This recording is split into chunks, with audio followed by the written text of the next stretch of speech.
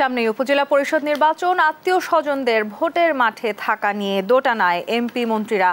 কড়া নির্দেশ আছে, দুই দলেরই কোনো মন্ত্রী এমপিদের আত্মীয় স্বজনরা কেউ নির্বাচনে অংশগ্রহণ করতে পারবেন না। এরপরেও এই নির্দেশনা অমান্য করা হচ্ছে, সরে যেতে বলা হয়েছে, মানে একেবারেই সরে যেতে হবে। সেই নির্দেশনা থাকার পরেও কেন আসলে মন্ত্রী এমপিদের স্বজনরা ভোটের মাঠে লড়াই করছেন, সেইগুলো নিয়ে আজকে আমরা আলোচনা করতে চাই। নির্দেশ অমান্য করে নির্বাচন, এই বিষয় নিয়ে আজকের ভিশন স্মার্ট টিভি নিবেদিত দেশ সন্ধ্যায় আপনাদের সবাইকে স্বাগত জানাচ্ছি। আমি তাসনুভা তন্নি। দর্শক, আজকের দেশ সন্ধ্যায় আমার সাথে দুজন বিশেষ অতিথি আছেন। আমাদের সাথে আছেন অ্যাডভোকেট আবু হেনা রাজ্জাকি, আইনজীবী, এবং আছেন মাহমুদ সালাউদ্দিন চৌধুরী, সদস্য অর্থ ও বাণিজ্য বিষয়ক উপকমিটি, আওয়ামী লীগ। আপনাদের দুজনকে স্বাগত জানাচ্ছি আজকের আলোচনায়।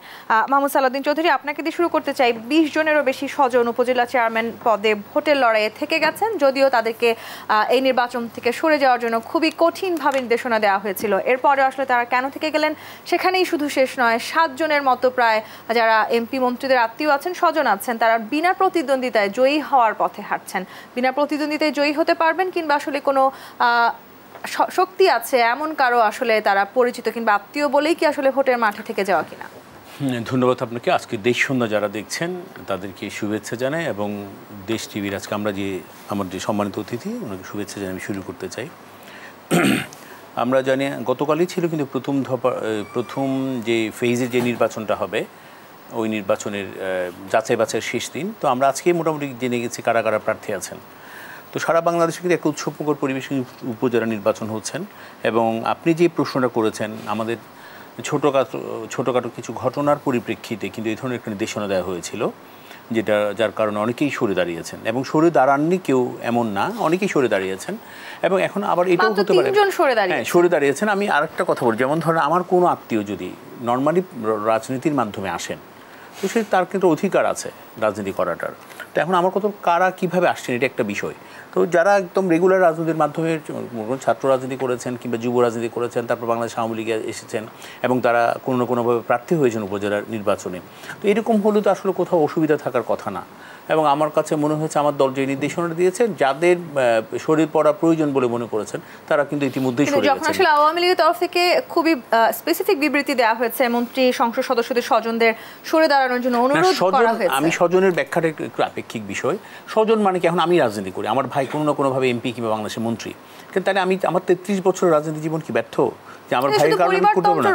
পরিবার আমি কি বলি জানেন, যেমন আমার কাজিন আত্মীয়, মানে আমি এখন পরিবার বলতে বুঝি কিন্তু শুধু আমি আমার ফ্যামিলি, এটাই। কিন্তু যারা আসলে এই ধরনের পরিবারতন্ত্রের মধ্যে নেই সেরকম জায়গাটি, সেই উদাহরণ আমরা দেখেছি, যারা সাধারণভাবে রাজনীতিতে কিংবা এই নির্বাচনে অংশগ্রহণ করছিলেন তাদের সাথে এক ধরনের সংঘাত সহিংসতার সৃষ্টিও হয়েছে। না, সংঘাত হয়েছে বলেই কিন্তু এই ধরনের একটা নির্দেশনা দেওয়া হয়েছে। কোথাও কোথাও একটু বিচ্ছিন্ন ঘটনা ঘটেছে, যার কারণে এই ধরনের একটা নির্দেশনা এসছে। এবং আসার পরে কিন্তু যারা মনে করেছেন সরে দাঁড়ানোর প্রয়োজন, এবং দলও যাদেরকে মনে করেছে তারা সরে দাঁড়ালেই ভালো, ওরা কিন্তু অলরেডি সরে দাঁড়িয়েছেন। এবং আমি আরেকবার বলছি, যারা রেগুলার একটা রাজনীতির মাধ্যমে বিকশিত হয়েছে রাজনৈতিক মাঠে, তাদের তো অধিকারও আছে নির্বাচন করার কিংবা রাজনীতি করার অধিকার। এখন আমার ভাই এমপি কিংবা মন্ত্রী বলে কিনা আমি রাজনীতি করতে পারবো না, কোনো কথা নেই। কিন্তু আমার কথা হলো আমাকে দিয়ে যেন দল ক্ষতিগ্রস্ত না হয়, কিংবা এমপি মন্ত্রী যিনি আছেন তার পদবি কোনো অবস্থাতে যেন কোথাও বিতর্কিত হয়। সেই বিষয়গুলো খুঁজে দেখা হয়েছে কিনা, নাকি আসলে সেই বিষয়গুলো খুঁজে দেখা হয়েছে বিধায় এই ধরনের খুঁজে দেখার বিষয় এখানে না। আমরা মনে করছি যারা হার্মফুল তারা সরে দাঁড়িয়েছেন, যারা মনে করেছেন 3 জন সরে দাঁড়িয়েছেন, কিন্তু এখনো মাঠে আছে। হ্যাঁ, 3-এর অধিক অনেকে মাঠে আছেন, অনেকেই নির্বাচন করবেন। যে আমাদের 11ই মে যে নির্বাচনটা হবে ওখানে নির্বাচন করবেন। তো এমন কথা হলো, কিন্তু যারা, আমি আবারও বলছি, যে আত্মীয় স্বজন, এখানে আত্মীয় স্বজন অনেক ব্যাখ্যা আছে, এখন কীভাবে কে কীভাবে নেই। যেমন ধরুন আমি মনে করি যে আমি যে আবারও বলছি, আমার কোনো আত্মীয় স্বজন যদি রাজনীতি করে থাকি, আমি যদি আমার কোনো ভাই কিংবা আমার আত্মীয় স্বজন যদি কোনো বড় জায়গায় থেকে থাকে, কিন্তু আমার রাজনীতি করার অধিকার কেন খর্ব করা হবে? দলের যদি কেউ ক্ষতিগ্রস্ত না করে দলকে, কিংবা দলের পজিশনকে কেউ যদি বিতর্কিত না করে, তাদের সকলেই কিন্তু রাজনীতি করার অধিকার আছে। এবং আমি বলি, তারা যদি কেউ যদি কোনো না কোনো কারণে দলকে ক্ষতিগ্রস্ত করে, দলকে বিতর্কিত করে, কিংবা দলের বিরুদ্ধে গিয়ে কোনো কাজ করে, তাহলে কিন্তু তাকে কিন্তু দলেই কিন্তু একটা সাংগঠনিক ব্যবস্থা নেবে। আমি একটু এই জায়গাটিতে অ্যাডভোকেট আবু হেনা রাজ্জাকি আপনার কাছে আসি, যে দলের ক্ষতি হওয়ার কথা মাহমুদ সালাউদ্দিন চৌধুরী বলছিলেন, তার মানে আওয়ামী লীগ কি যথেষ্ট সচেতন যে এই কারণে তাদের দলের ক্ষতি হচ্ছে, কারণেই তারা আত্মীয় স্বজনদেরকে সরে যেতে বলেছেন? না, এমন কোনো বক্তব্য যেটা আমি দেখছি যে আজকের পত্রিকাও আসছে, এটা বলছে নির্দেশ অমান্যকারীদের বহিষ্কার করতে পারে আওয়ামী লীগ। নির্দেশটা কি? আসন্ন উপজেলা নির্বাচনকে প্রভাবমুক্ত রাখতে। আপনি বিষয়টা দেখেন, প্রভাবমুক্ত রাখতে। আওয়ামী লীগ প্রধান গত বৃহস্পতিবার উপজেলা পরিষদ নির্বাচনে মন্ত্রী এমপির স্বজনদের প্রার্থী না হবার নির্দেশ দেন। এখানেই শেষ নয়, এরপরে চিঠি দিয়েছেন প্রত্যেককে, এমপি মন্ত্রী যারা আছেন তাদেরকে চিঠি দিয়েছেন এবং দলীয় প্রার্থী মানে উপজেলা পরিষদের যে এখন যে দফার নির্বাচনটা হবে তাতে প্রার্থীরা প্রত্যাহারের দিন লাস্ট গেল গতকালকে, এবং এই গতকালকে যারা প্রত্যাহার করেননি তাদের মধ্যে আছে ডক্টর আব্দুর রাজ্জাকের খালাতো ভাই কি হারুনুর রশিদ হীরা, সাধারণ সাহেবের ছেলে আছে আসিফুর রহমান খান। না এখন আমার আমি বলি না, আপনি বলছেন আমি বলিনি, আমি আপনার সাথে দ্বিমত করছি না। এখন প্রশ্ন হচ্ছে একটা বিষয় কিন্তু এখানে পরিষ্কার করে দিয়েছেন, অর্থাৎ মন্ত্রী এমপির স্বজনরা নির্বাচনে করলে নির্বাচন কমিশন প্রভাবমুক্ত থাকতে পারবে না, পরিষ্কার, যেহেতু বলা হয়েছে প্রভাবমুক্ত রাখার জন্য।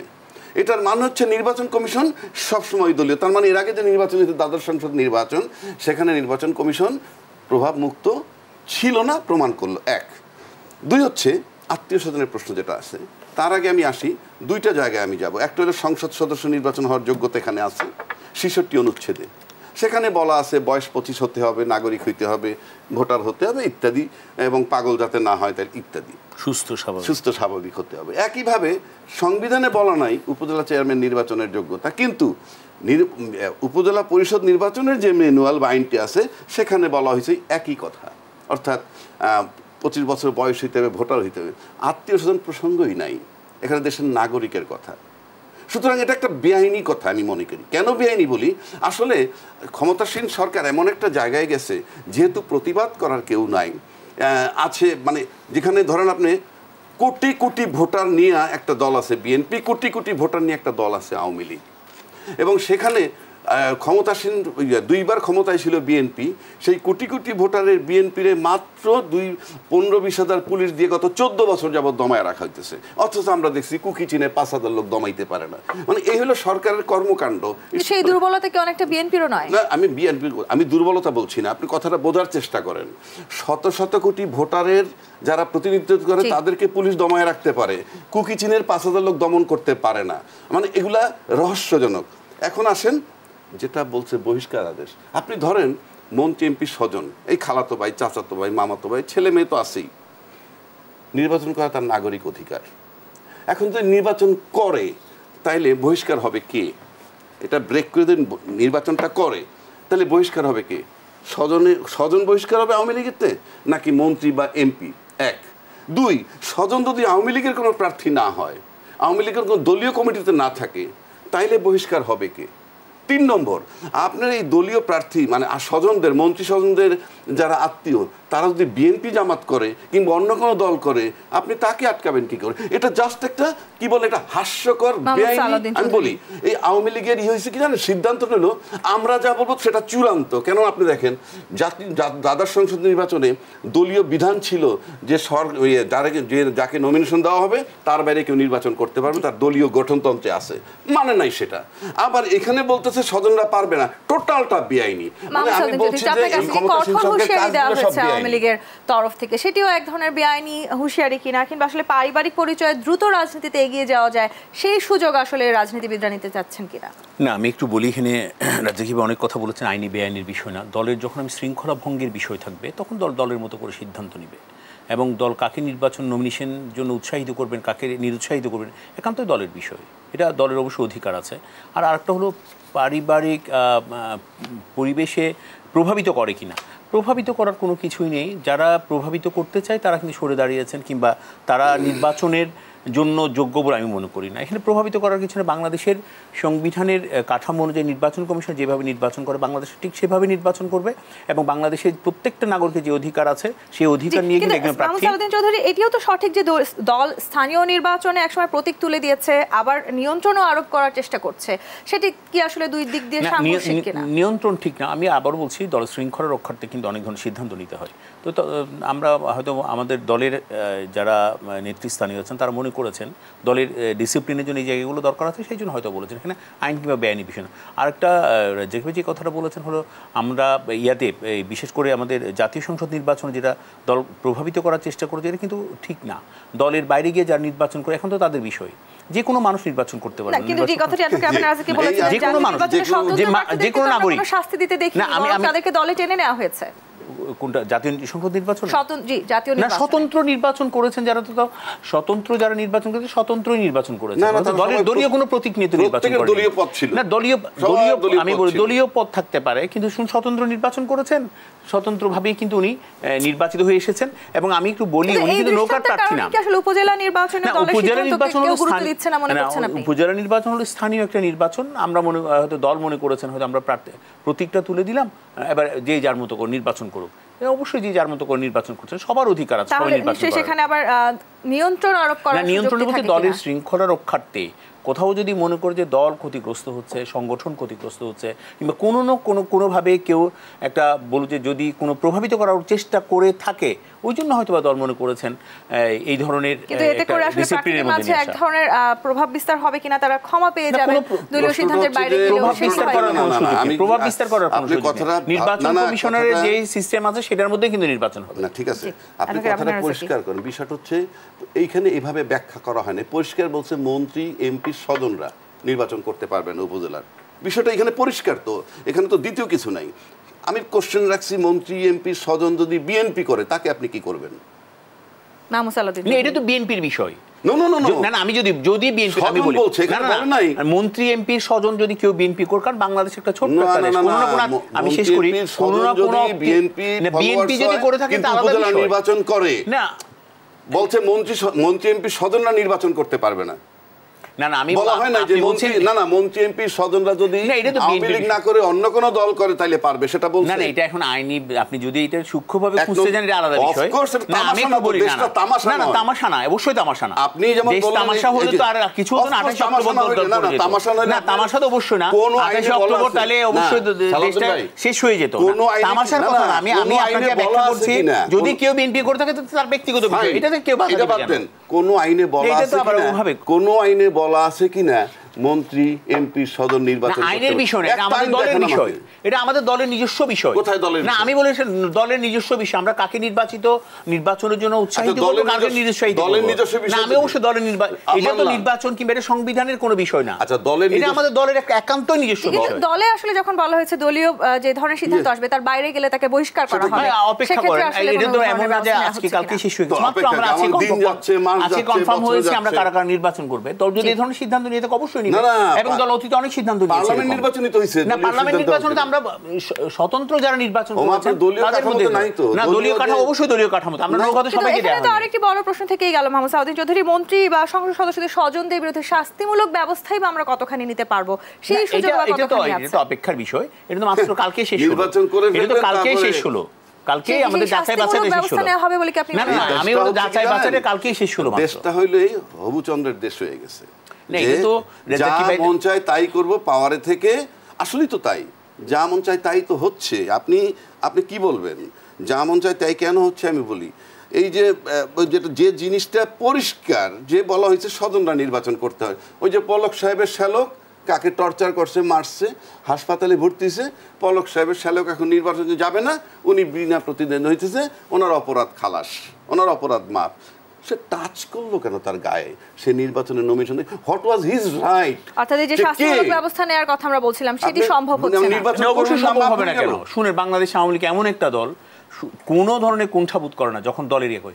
এই দল থেকে কিন্তু অনেক নিজেদের রাজনৈতিক ক্যারিয়ার অনেক বড় বড় মানুষ কিন্তু বেরিয়ে গেছে এবং অনেককে বের করে দেওয়া হয়েছে। যারা নির্বাচন করছেন এখনো 20-এর অধিক যারা আছেন, তাদের বিরুদ্ধে কি কোনো ব্যবস্থা এখন আমরা দেখেছি? আমার কথা হলো আজকে শেষ হয়েছে, কিন্তু এই যে আপনি বলছেন দেশ আমরা যে সাংগঠনিক কোনো ব্যবস্থা নিবে কিনা, এটা আমরা অপেক্ষা করবো। শুনে জাকির ভাই যেভাবে বলেছেন দেশ তো এইভাবে চলছে, ওভাবে চলছে। শুনে দেশ কিভাবে চলছে, দেশ একটা দেশ, শুনেন পৃথিবীতে বাংলাদেশ একটা অন্যভাবে দাঁড়িয়ে গেছেন এখন। ওভাবে আপনারা বলে আর কোনো লাভ হবে না।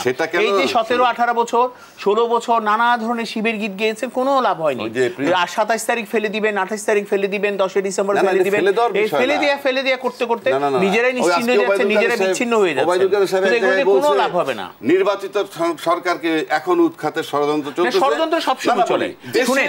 যখন বিনা প্রতিদ্বন্দ্বিতায় আসলে কেউ জয়ী হতে পারবে না, এই বিষয়ে সতর্ক করা হয়েছিল ইতিমধ্যে। আমরা প্রথম পর্বে 7 জনকে দেখেছি বিনা প্রতিদ্বন্দ্বিতায় তারা জয়ী হয়েছে, সেখানেও কেন আমরা কোনো ব্যবস্থা নিতে দেখলাম না?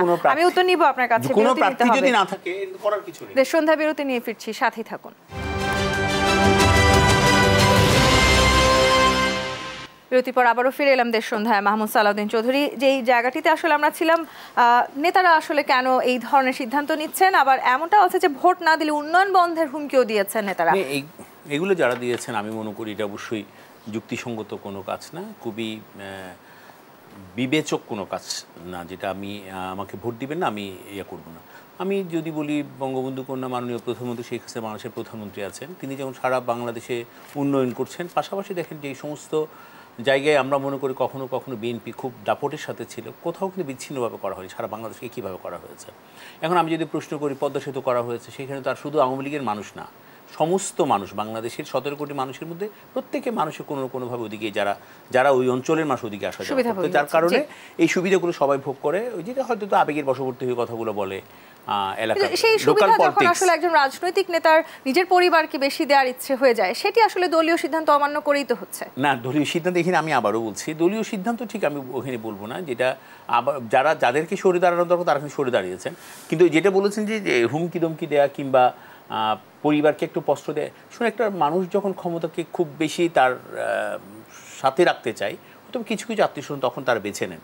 কিন্তু এমন না যে সব আত্মীয়স্বজন একদম ভুঁইফোর হয়ে আসছে, তাও না, একদম চলমান রাজনৈতিক প্রক্রিয়ার মধ্যে দিয়ে অনেকে এসেছেন। আমি যে জায়গাটিতে ছিলাম, বিনা প্রতিদ্বন্দ্বিতায় জয়ী হতে কিন্তু সতর্ক করা হয়েছিল আওয়ামী লীগের দলের তরফ থেকে। সেখানে আসলে ইতিমধ্যে প্রথম পর্বে 7 জন বিনা প্রতিদ্বন্দ্বিতায় জয়ীও হয়েছেন। সেটির বিরুদ্ধেও কি কোনো ব্যবস্থা আমরা নিতে দেখেছি? বলি না, বিরুদ্ধে ব্যবস্থা নেওয়া না নেওয়া বলবো না আমি।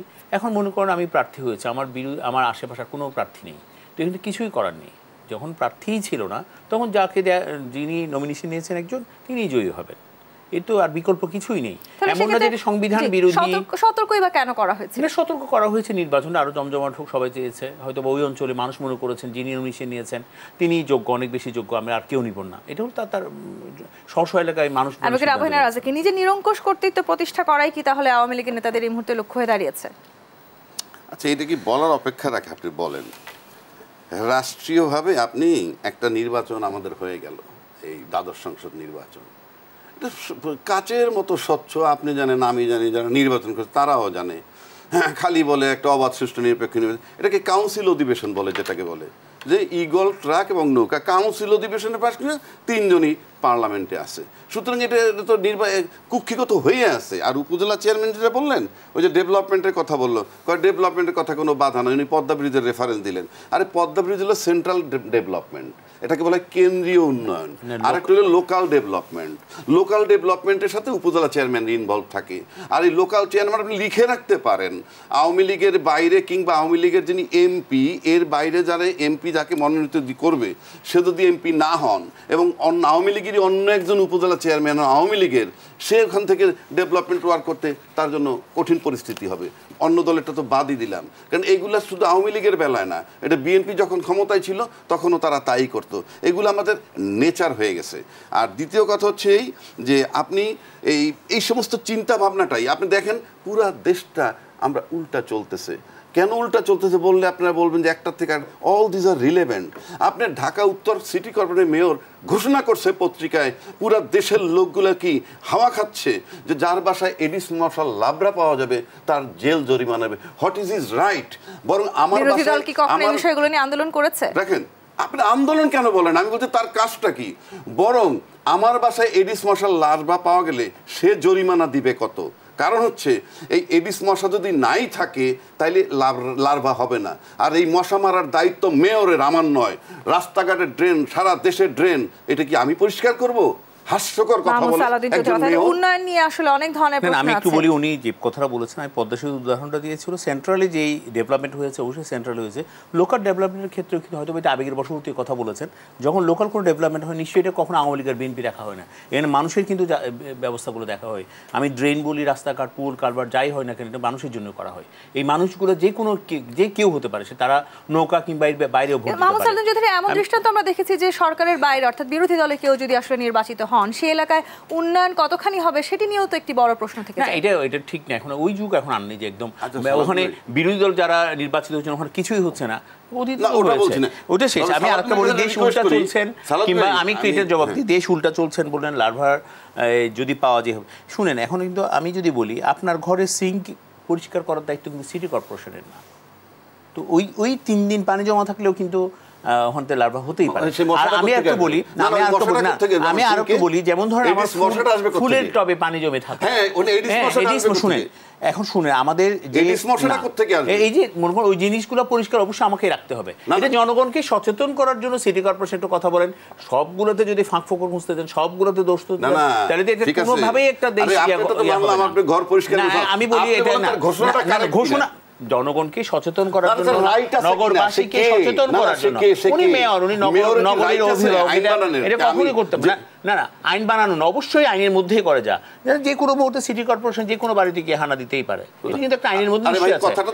আমি বলতে চাচ্ছি আপনি যেটা বলছেন একটা উল্টা দিকে চলা দেশ। শুনেন, একটা দেশ স্বাভাবিক প্রক্রিয়ায় চলছেন, আমরা দেখি আমাদের দেশে কিন্তু একজন অতিথিও আছেন, উনি আজকে চলে গেছেন দুদিন সফর করে। তো দেশটা যদি একদম উল্টা গতিতেই চলতো, এই সমস্ত অতিথিরা নিশ্চয়ই বাংলাদেশ আসতো না। এবং সেই জায়গাটি নিয়ে আসলে একটি বড় প্রশ্ন থেকে যায়, কেন আসলে দেশ উল্টা পথে চলছে বলে আপনি মনে করছেন? আচ্ছা, একজন হিট অফিসার আছে না ঢাকা নর্থ সিটি কর্পোরেশনে, হ্যাঁ, হিট অফিসার, ঢাকায় যাতে টেম্পারেচার কি করতেছে, সে সাজেশন দিচ্ছে, শুনবেন, ছাতা নিয়ে বেরোবেন, পানি নিয়ে বেরোবেন। ছাতা পাবে কই আর পানি পাবে কই, 1 নম্বর।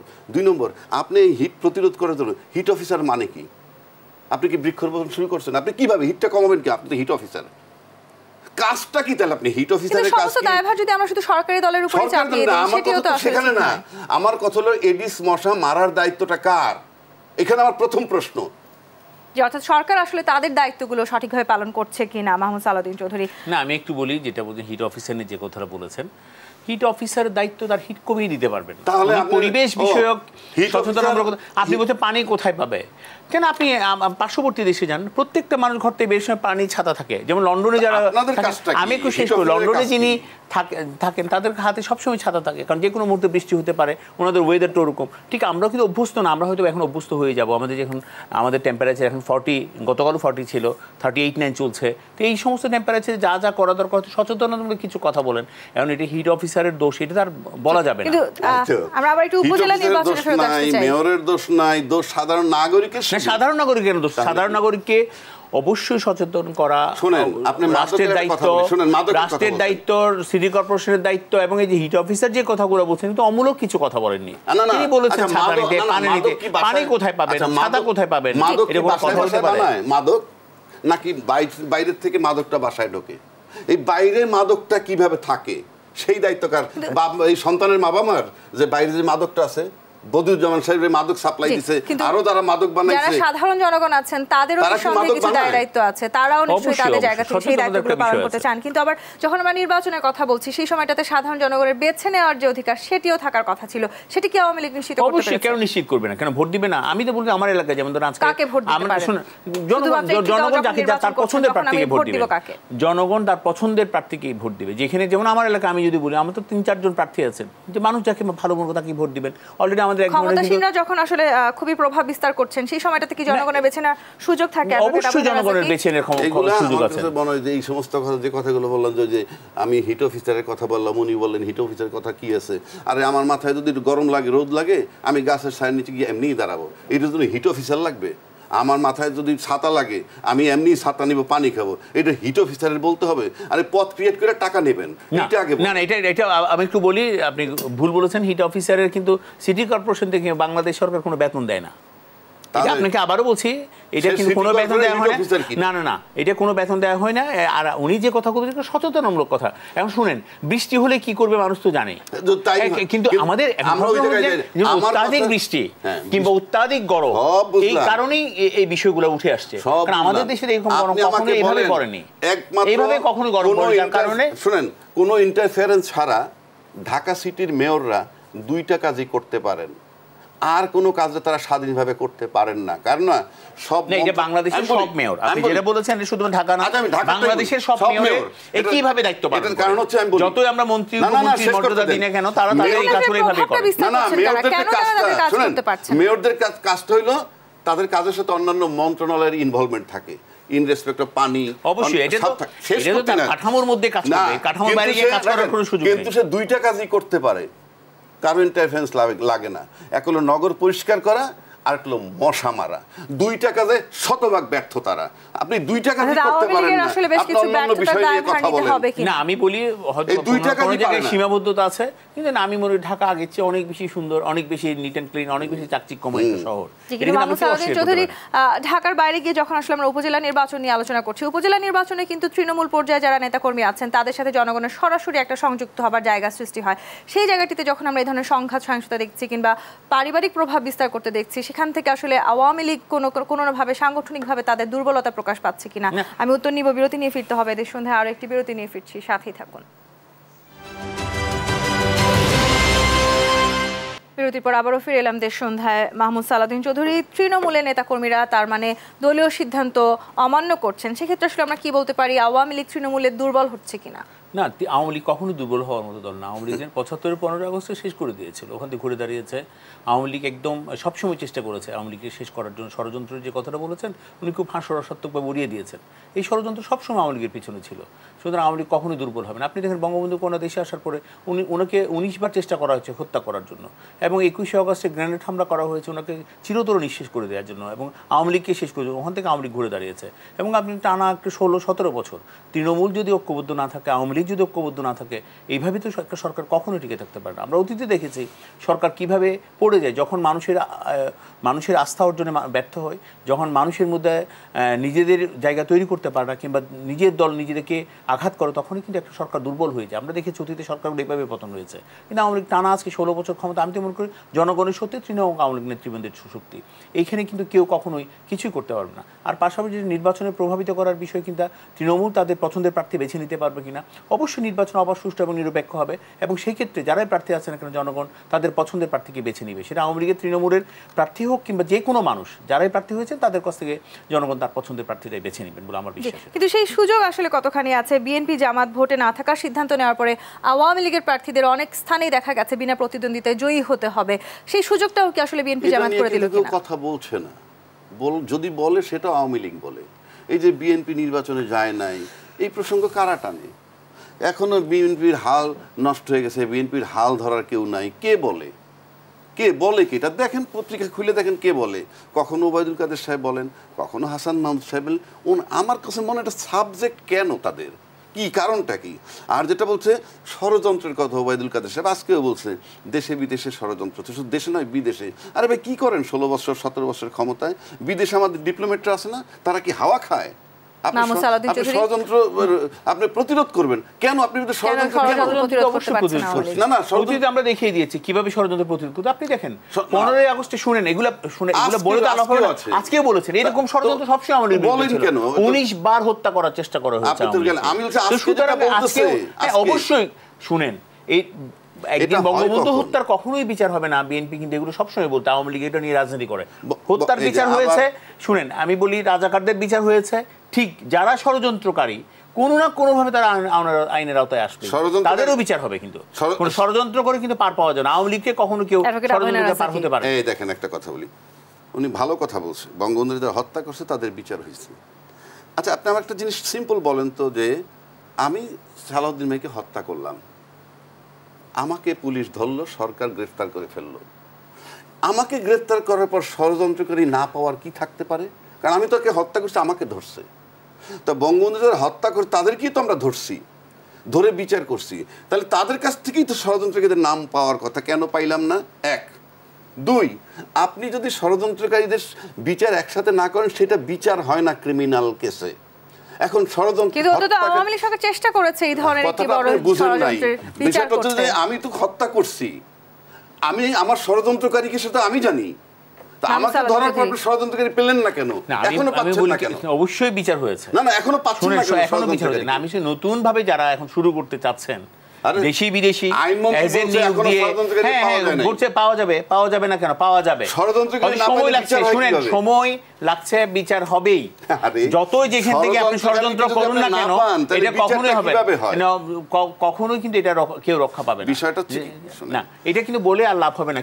চেষ্টা করা হয়েছে 21 বছর চেষ্টা করা হয়েছে। হ্যাঁ, দেশে উল্টা চলতো, আগে দেশটাকে সঠিক পথে নিয়ে এসেছে। প্রথম আলোর একটা শিরোনাম ছিল বিএনপির আমলে, বিএনপি কিভাবে চলছে, সরকার কিভাবে চলছে সরকার নিজেই জানে না। কিন্তু বিনা প্রতিদ্বন্দ্বিতায় যখন কেউ জয়ী হয়, সেটি নিয়ে তো আসলে এক ধরনের সমালোচনার সৃষ্টি হয়। সরি, বিনা প্রতিদ্বন্দ্বিতায় যদি কোনো আমি তো বলছি সরকার জয়ী হয় সেটি নিয়েও তো সমালোচনা সৃষ্টি হয়। কোন অঞ্চলে যদি মনে করেন আমি নমিনেশন পেপার নিলাম আর কেউ যদি না নেয়, খুব স্বাভাবিকভাবেই তো আমি বিনা এই নির্বাচনে তো বিএনপি নির্বাচন বর্জন করেছে, সেটি ঘোষণা অনেক আগেই এসেছে, সেক্ষেত্রে তাহলে আওয়ামী লীগ কেন কোনো ধরনের পদক্ষেপ নিল না? না, বিএনপি নির্বাচন আসবে কি আসবে না, বিএনপি একান্তই বিষয়। এখানে আওয়ামী লীগ তো বিএনপির বিরুদ্ধে কোনো ব্যবস্থা নিবে না। কেন নিবে? আওয়ামী লীগের অন্তর্দলীয় কোন্দল বৃদ্ধি পাচ্ছে। না, আওয়ামী লীগের কোনো অন্তর্দলীয় কোন্দল নেই। সারা বাংলাদেশে সংঘাত সহিংসতার আমরা চিত্র দেখেছি, কিংবা যে কারণে আসলে এটা তো বলেছি আমি আপনাকে, যারা আছেন তাদের আত্মীয়-স্বজনদেরকে নির্বাচন থেকে দূরে থাকতে বলা হয়েছে। কোনো ধরনের বিশৃঙ্খলা সৃষ্টির চেষ্টা করা হয়েছে, সেখানে দল হস্তক্ষেপ করেছে, সাংগঠনিক ব্যবস্থা নেওয়া হয়েছে। আওয়ামী লীগ কখনোই, শুনে, একটা অনেক বড় একটা দল, সে বাংলাদেশে অনেক প্রাচীন দল, শুধু বাংলাদেশ আমি বলবো না, এই উপমহাদেশের অনেক প্রাচীন দল, সেই দলে কিন্তু কিছু না কিছু প্রবলেম থাকতেই পারে, কিন্তু আমরা কিন্তু দলীয় সিদ্ধান্ত নিয়ে, সাংগঠনিকভাবে সিদ্ধান্ত নিয়ে আমরা সেটার মোকাবেলা করেছি। অ্যাডভোকেট আবু নারাজ, কি জাতীয় নির্বাচন থেকে শুরু করে উপজেলা নির্বাচন পর্যন্ত সব জায়গায় যদি আসলে আমরা বিনা প্রতিদ্বন্দ্বিতায় প্রার্থীদের জয়ী হওয়ার নজির দেখতে পাই, সেটি আসলে আমাদের জন্য কতখানি গণতান্ত্রিক? আমরা কথা বলে যেতে পারবো, কারণ আপনি ক্ষমতাসীনরা এমন একটা স্টিয়ারিংয়ে এমনভাবে বসে আছে যে দেয়ার ইজ নো ওয়ে, তাদেরকে আপনি কোনোভাবে কিছু করতে পারবেন না। সুতরাং আপনি চিবিয়ে আপনার মন মতো কথা বলতে হবে। অন্যান্য রাজনৈতিক দলগুলো তাহলে কি করছে? আপনি আবার অন্যান্য রাজনৈতিক দল পারতেছে না, ধরেন রাজনৈতিক দল ব্যর্থ, শেষ। রাজনৈতিক দল ব্যর্থ মানে এই না যে আপনি যা মন চায় তাই করবেন। আওয়ামী লীগ যা মন চায় কেন করবে? রাষ্ট্রীয় কাঠামোর বাইরে কি আওয়ামী লীগ যেতে পারে? সংবিধানের বাইরে কি আওয়ামী লীগ যেতে পারে? না, কখনো যায় বলতেছি, গিয়েছে অতীতে। যারা সংবিধানকে বৃদ্ধাঙ্গুলি দেখিয়ে ওই যে রাষ্ট্রীয় ক্ষমতা দখল করেছেন, তারাই করেছেন। ওই কথাগুলো আপনাকে আসতে হবে। আইনের বাইরে কখনোই আওয়ামী লীগ যাবে না, রাষ্ট্রীয় কাঠামোর বাইরে কখনো যাবে না, সংবিধানের বাইরে কখনো যাবে না। নির্বাচনটা হয়েছে সংবিধানের মধ্য দিয়ে যা আছে, তাই নির্বাচন কমিশন যেভাবে ঠিক সেভাবেই। আইনে বলা নাই যে স্বজনদের, এটা তো আমার দলীয় সিদ্ধান্ত, আমি আজকে নির্বাচন করবে কি করবে না, মৌলিক অধিকার পরিপন্থী কখনো। আমি দলীয় বিশৃঙ্খলা, আমার দলের শৃঙ্খলা রক্ষার্থে আমি যে কোনো সিদ্ধান্ত দিব, কিন্তু আমি তো রাষ্ট্রীয় কাঠামোর বাইরে যাব না। আপনার আত্মীয় জাসদ করে, সে কি করবে? জাসদকে তো শুনেন, আমরা আমাদের দলের মধ্যে এটা জাসদ কে করে, বিএনপি কি করে, না শুনেন, আপনি রাজ্যকে যেভাবে আপনি ব্যাখ্যা দেওয়ার চেষ্টা করেন না কেন, সেভাবে কিন্তু এটা কি মিন করতেছে আপনিও বুঝেছেন। আপনাকে একটা অযথা একটা তর্ক করতে হবে, আপনি তর্কের খাতিরে তর্কটাই করছেন। যদি বলতো যে আমরা কখনোই বলি এখন বিএনপি করে, এমপি করে, এই বিএনপি করে কি অন্যান্য দল করে, এটা তাদের বিষয়। যদি বলা হইতো, না এটা কখনোই বলা হয়নি। এটা কি মিন করেছে শুনেন, এটা কিন্তু আমি বলি আপনি কি মিন করেছে সেটা আপনি নিজেই বুঝেছেন। আপনি অযথা বিতর্ক করছেন এই বিষয়টা নিয়ে, আপনি নিজেও বুঝেছেন কি মিন করা হয়েছে। কারণ আপনি দলীয় সিদ্ধান্ত মানেন না। না, অবশ্যই দলীয় সিদ্ধান্ত মানবে না কেন? দল অবশ্যই সিদ্ধান্ত মানে। শুনেন, আওয়ামী লীগের বিউটি হলো এটাই, দিন শেষে আমরা সবকিছু নিয়ে ঐক্যবদ্ধ হতে পারি। আওয়ামী লীগের কখনোই বলবেন না। কর্মীকে কেন দেখলাম ভোটের মাঠে আছেন? সরি, 20 জন নেতা কর্মীকে তাহলে এখন আমরা কেন দেখছি ভোটের মাঠে? না 20 জন নেতা কর্মী মানে আপনি দলের আত্মীয়-স্বজনের কথা বলছেন। শুনে আমি বলি, এটা তো আমি আগেও বলেছি কি কথা। এখন কেউ যদি স্বাভাবিক গতিতে যদি সে করে আসে, রাজনীতি করে আসে, তার তো একটা অধিকার আছে এখানে। আমরা বলে দলে এটাই মিন করেছে, যেখানে কোনো না কোনো জায়গায় একটু বিশৃঙ্খলা কিংবা দলীয় শৃঙ্খলা ভঙ্গের আশঙ্কা রয়েছে, সেই ক্ষেত্রে দলে এই কথা বলেছে। আপনি বলেন দলীয় সাংগঠনিক সিদ্ধান্ত, আমি একটু বলি সাংগঠনিক সিদ্ধান্ত, আমি বলি সাংগঠনিক সিদ্ধান্তে যে বিষয়টা বলা হয়েছে, আজকে মাত্র আমাদের যাচাই বাছাই হয়ে কে কে প্রার্থী হয়েছে দেখা যায়। এখন অবশ্যই দল কোনো না কোনো একটা সিদ্ধান্ত দিবেন, এটা আমরা অচিরেই এই সিদ্ধান্ত তো আর অনেক আগেই বলা হয়েছে, কালকে গেছে মাত্র, এটা তো অচিরেই সিদ্ধান্ত নিবে দল। দল সিদ্ধান্ত নেবে, অবশ্যই দল সিদ্ধান্ত নিতেই পারে, কে বাতিল হবে, প্রেসিডেন্ট মেম্বার, মন্ত্রী, দল সিদ্ধান্ত নিতেই পারে, এই অপশন তো দলের আছে। এখন আমার দলটা কিভাবে চলবে নিশ্চয়ই জিজ্ঞেস করা হবে না। আমি বলি একটা, আমাদের দল চলবে আমাদের মতো করে। আপনি দেখেন না, আপনি যখন বড় বড় লোক আমাদের ঝামেলায় পড়ে তখন কি হয়, এই যে যেমন ধরেন একটা সাগরণী হত্যা মামলা, দেশটায় কি হচ্ছে, কিছুই হচ্ছে না ওই আইনটি, মানে মামলাটার। তারপরে আসেন আমরা সর্বশেষ দেখলাম অ্যাপিলেট ডিভিশন বলছে ওই যে এস আলম গ্রুপের তদন্ত হবে, অ্যাকচুয়াল তদন্ত আগায় নেই, কারণ তার যে দুর্নীতি, সেই দুর্নীতির শেয়ার হোল্ডার কারা, সেই শেয়ার হোল্ডার যদি এমন হয় যে তার চেয়ে অনেক বড় মাপের মানুষ আছে, এইটার তদন্ত এগোবে না। আবার দেখেন কালকে আমরা দেখলাম পত্রিকায় অ্যাপিলেট ডিভিশন একটা মহিলাকে জামিন দেয় নাই, হাফসা। অ্যাপিলেট ডিভিশন জামিন দেয় নাই, এটা নিয়ে আমার বিতর্ক নাই, কেননা এটা আদালতের ব্যাপার, তাকে জামিন দেয় নাই। সে কে, তার অপরাধটা কি? তার স্বামীর বিরুদ্ধে মামলা হয়েছে 20 নভেম্বর, এই বিএনপির কর্মী, সে স্বামীকে পায় নাই, তাকে ধরে নিয়ে আসছে বলে শ্বশুরের অভিযোগ। সেই মহিলা আজও জামিন পাচ্ছে না। এই যে কোর্ট দেয় নাই আমার প্রশ্ন নাই, কারণ কোর্টে আইনজীবী ছিল, নিশ্চয়ই তারা ফাইট করছে, কিন্তু ধরছে কারে? তাকে গ্রেপ্তার করছে কে? পুলিশ। কি রাইট ছিল তাদের যে তার স্বামীকে না পাওয়া গেলে একটা দুধের বাচ্চা বাসায় তাকে নিয়ে সেই বিধানের বাইরে গিয়ে আসলে আওয়ামী লীগ কাজ করছে। মাহমুদ সালাউদ্দিন চৌধুরী, সাধারণ জনগণ এমনটাও বলতে শুনেছি আমরা, আওয়ামী লীগের যারা আছেন নেতাকর্মী তাদের স্ত্রী পুত্র ভাই শালাদের এক ধরনের উৎপাত রয়েছে এলাকায়, সেই উৎপাত আসলে কেন? না, ওই ধরনের কোনো উৎপাত আসলে শুনুন, অনেক ধরনের খবর আছে, অনেক ধরনের ঘটনা হয়, কিন্তু উৎপাতের বিষয় যেটা বলেছেন ওই ধরনের কোনো যদি কোথাও ঘটে থাকে দল কিন্তু তার সাংগঠনিক ব্যবস্থা নেই।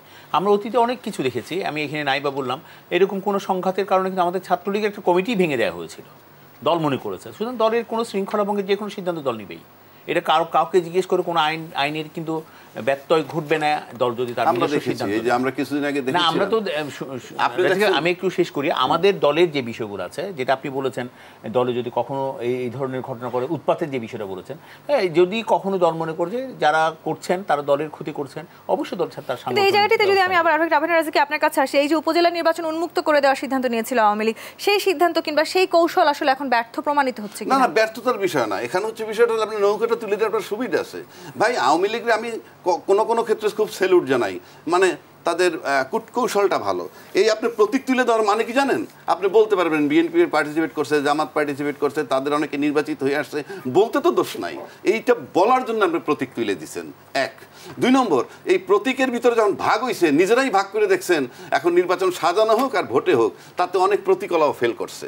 যেখানে নৌকা প্রতীক ফেল করছে, সেটা দিচ্ছে মেসেজ যে নৌকাকে আওয়ামী লীগের বহু লোকে লাইক করে। মাহমুদ সালাউদ্দিন চৌধুরী, উপজেলা নির্বাচন নিয়েও আওয়ামী লীগ কূটকৌশল করছে। না, কূটকৌশল না, শুনেন, একটা দলের নিজস্ব কিছু বিষয় থাকে, এটা কূটকৌশলের কোনো বিষয় না। উন্মুক্ত করে দেওয়া হচ্ছে বাংলাদেশের যে কোনো নাগরিকের নির্বাচন। মূলত উন্মুক্ত করে দেওয়ার একটি প্রধান কারণ ছিল ভোটার উপস্থিতি বাড়ানো, সেটা কি করা গেছে? শুনেন, ভোটার উপস্থিতি তো আসলে এক একটা দেশে এক এক রকম হয়।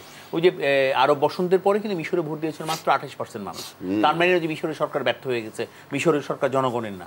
জনগণ এখন মানুষের ভোট দিবে না দিবে সেটাও কিন্তু মানুষের অধিকার। কেউ যদি ভোট দিতে না যাবে, ঘর থেকে নিচে বের করে আনবো না। তো সুতরাং মানুষের 42% ভোটে কিন্তু এই আমরা 24 সনের 7 জানুয়ারি নির্বাচন 42% ভোট পড়েছে। এখন উন্মুক্ত নির্বাচন হয়েছে, মানুষ দেখি আমরা কিভাবে আসে। আমরা মাত্র প্রথম ধাপের নির্বাচন শুরু হবে সমুদায়। সেই নির্বাচনকে কি আওয়ামী লীগ প্রভাব মুক্ত করতে পেরেছে? অবশ্যই প্রভাব, নির্বাচনের মধ্যে বাংলাদেশের মনে হচ্ছে যে বাংলাদেশে যারা নির্বাচিত হন, সকল নির্বাচনের নামে যেই হন না কেন, XYZ ও বিএনপি যে ভালো করছে তা না, বিএনপিরাও কারচুপি করছে। সেই মাত্রা বাড়তে বাড়তে এখন নেকেড হয়ে গেছে, এখন যা মন চাই তাই। আসলে ছিল আগে নির্বাচনের মধ্যে জনগণের প্রতিনিধি নির্বাচিত হইতো, কিন্তু এখন আমার কাছে মনে হয় যে আমাদের যে প্রজাতন্ত্রের যারা কর্মকর্তা কর্মচারী বা আমলা আছে, তাদেরকে প্রতিনিধিত্ব করে এই রাজনৈতিক দলগুলো। এই জায়গাটিতে মাহমুদ সালাউদ্দিন চৌধুরী, যদি আপনার কাছে আসি, যেটি বলছিলেন যে রাজনৈতিক দলগুলো প্রতিনিধিত্ব করছে, প্রভাবমুক্ত একটি নির্বাচন চেয়েছিলেন দলীয় প্রধান, আওয়ামী লীগের দলীয় প্রধান, সেই জায়গাটিতে কি আবারও দলের প্রভাবশালীরা তার সিদ্ধান্তের অন্তরায় হয়ে দাঁড়িয়েছে? না, এটা কোনো বিষয় না। ওনার শুনুন, বঙ্গবন্ধু কন্যা মাননীয় প্রধানমন্ত্রী শেখ হাসিনা আমাদের সভাপতি, তিনি যেটা বলেন সেটাই শিরোধার্য, এটার বাইরে যাওয়ার কোনো সুযোগ কারো নেই। আমি বলি দলীয় প্রভাব মুক্ত কেন, নির্বাচন মুক্ত, যে কোনো নাগরিক নির্বাচন করবে এবং যে কোনো মানুষ ভোট কেন্দ্রে এসে তার পছন্দের প্রার্থীকে বেছে নিবে এবং নির্বাচন অবাধ, সুষ্ঠু এবং নিরপেক্ষ হবে এবং হয়েছে অতীতে, এখনও হবে। তো যার কারণে এখানে কেউ কোনো প্রভাবিত করার কোনো চেষ্টা করবে না। আমাদের প্রশাসন রয়েছে, আমাদের নির্বাচন কমিশন যে সমস্ত আইন রয়েছে, অবশ্যই তাদের মধ্যে আইনানুগ ব্যবস্থা হবে। আমরা আরেকটা দেখেছি, আমি বলি গাইবান্ধার নির্বাচনের সময় কিন্তু নির্বাচন বন্ধ করে দেওয়া হয়েছে। সে ছাত্রলীগের সাবেক প্রেসিডেন্ট ছিল মাহমুদুল হাসান রিপন, তার নির্বাচন বন্ধ করেছে, পরে একটা উপনির্বাচন সে আবার জিতে এসেছে। সুতরাং এই ধরনের সিদ্ধান্ত নেওয়ার এখতিয়ার কিন্তু নির্বাচন কমিশন আছে। কিন্তু অ্যাডভোকেট আভিন রাজাকে উপজেলা নির্বাচনে আমরা অনেক সময় দেখি মন্ত্রী কিংবা এমপিদের তাদের রাজত্ব কায়েম করার এক ধরনের মোক্ষম সুযোগ তারা বেছে নেন। এই উপজেলা নির্বাচনে যে শব্দটি খুবই আমাদের মাঝে ঘুরপাক খাচ্ছে, সেটা হচ্ছে মাইম্যান। সেই মাইম্যানদেরকে নিজেদের জায়গায় বসিয়ে রাখার জন্য এক ধরনের তৎপরতা চলছে কিনা? আমার কাছে সবকিছু মিলে কি মনে হয় জানেন, এই যে উপজেলা নির্বাচন বলতেছেন, এই নির্বাচনে আলোচনা করার মানে আমাদের এই আওয়ামী লীগ সরকারের একটা বিরাট ভাগ্য জানেন। এই উপজেলা নির্বাচনে আলোচনা করতেছি, এদিকে বেঞ্জিন নিয়ে আলোচনা হচ্ছে, এটা নিয়ে সেটি নিয়ে কুকিচিন নিয়ে আলোচনা দিচ্ছে, গভর্নমেন্ট যে একটা যাচ্ছে তাই নির্বাচন করে বসেছে, এইটা কিন্তু ধামাচাপা পড়ে যাচ্ছে। গভর্নমেন্ট যাচ্ছে তাই নির্বাচন করছে, কেন যাচ্ছে তাই? আমি বলি শুনুন, আর এই যে বারবার বলেন বঙ্গবন্ধু কন্যা, শুনেন, বঙ্গবন্ধু কন্যাকে আমিও রেসপেক্ট করি, না করার কোনো কারণ নাই। প্রধানমন্ত্রী সবার, একার না, আওয়ামী লীগ দলের না। কিন্তু আমরা একটা জিনিস লক্ষ্য করেন, বঙ্গবন্ধু 3.5 বছর ক্ষমতায় ছিলেন, তারপর তার আততায়ীরা মেরে ফেলেছে, তার বিচার হয়েছে, যাই হোক। ভাসানির ছেলে ভাসানি হয় নাই, শেরে বাংলার ছেলে শেরে বাংলা হয় নাই। আর আজকে জাতির জনকের বেলায় যদি বলি 17 বছর ধরে টানা ক্ষমতায়, তার আগে 5 বছর ছিলেন মাননীয় প্রধানমন্ত্রী, 21 বছর বা 22 বছর মোটামুটি। আজও কিন্তু বলতে হচ্ছে বঙ্গবন্ধুর কন্যা শেখ হাসিনা, কিন্তু আমরা বলতে পারি না শেখ হাসিনার পিতা ছিলেন বঙ্গবন্ধু। বঙ্গবন্ধু উনি তো সব সময় বলেন ওনার সবচেয়ে বড় পরিচয় জাতির পিতার কন্যা, উনি বঙ্গবন্ধু কন্যা। এটার বড় এটা কোনো বিষয় না। শেখ হাসিনা বাংলাদেশে একটা, বাংলাদেশ না পৃথিবীতে শেখ হাসিনা একটা বিষয়, আপনি এটা কোনো কখনোই বলতে পারেন। অবশ্যই উনি জাতির পিতার কন্যা, উনি বঙ্গবন্ধু কন্যা, এটা অনেক বড় পরিচয়। তার বাবা একটা দেশ প্রতিষ্ঠা করেছে, তার বাবা 7 কোটি মানুষকে একটা দেশকে স্বাধীন করার জন্য জাগ্রত করেছে, এবং তার ডাকে সমস্ত বিশ্ব আজকে সাড়া দিয়েছে। এইগুলো শুনেন, এটা আবার কি কথা বলতে গেলেন আপনি? এইগুলো বলেন না, শুনেন, শেখ হাসিনা একটা ইনস্টিটিউট, শেখ হাসিনা বিশ্বের বিষয়, এটা আপনি বললেই হবে না। সে বিষয় অবশ্যই অবশ্যই পৃথিবী আজকে কাউন্ট করে, পৃথিবী আজকে কাউন্ট করে বাংলাদেশকে। আপনি কোন দেশ রেখে গিয়েছিলেন? ওই হাওয়া ভবন আর খোয়াবের দেশ রেখে গিয়েছিলেন, সেইখান থেকে অবশ্যই এটা টানবো। এই দেশ ছিল, আজকে কোথায় নিয়ে এসেছে এই দেশকে আপনি দেখেন আজকে। না এটা বলবেন না আপনারা, এটা কি বলেন আপনি কথা? উনি বঙ্গবন্ধু করা অবশ্যই ওনার অনেক বড় পরিচয়, সবকিছু ছাপিয়ে এটা ওনার অনেক বড় পরিচয়। আমরা শুনেন, আমরা আমাদের জন্মের পরে শুনি নাই কোনদিন মেয়র ঘোষণা করে লার্ভা পাওয়া গেলে জেল জরিমানা। না, এটা উত্তর আমি দিয়েছি, এটার উত্তর আমি দিয়েছি। সরকারের প্রত্যাশা আমরা রাখতে চাই। মাহমুদ সালাউদ্দিন চৌধুরী, অ্যাডভোকেট আভিনার রাজাকে ধন্যবাদ সময় দেওয়ার জন্য। দর্শক, আগামী পর্ব দেখবার আমন্ত্রণ রইল। ধন্যবাদ এতক্ষণ দেশ সন্ধ্যার সাথে থাকার জন্য।